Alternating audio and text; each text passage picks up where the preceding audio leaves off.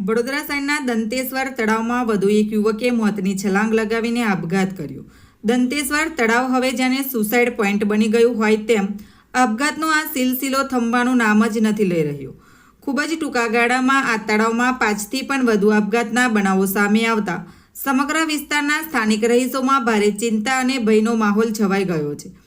સ્થાનિક લોકોમાં આ ઘટનાઓને લઈને ભારે રોષ જોવા મળી રહ્યો છે અને તેમને તળાવ ફરતે આવેલી ફેન્સિંગની ઊંચાઈ તાત્કાલિક વધારવામાં આવે તેવી મજબૂત માંગ ઉઠાવી છે, જેથી આવા દુઃખદ બનાવો અટકાવી શકાય।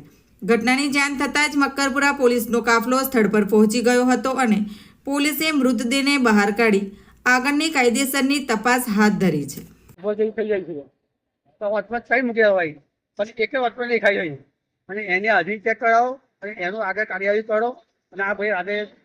તળાવમાં આવીને એક પાણી જે બધા કચીને આવીને અહીંયા ડૂબી ગયા છે તળાવ। આ થાય 5નો કિસ્સો છે દત્તેશ્વર વિસ્તાર વર્ષ 17માં।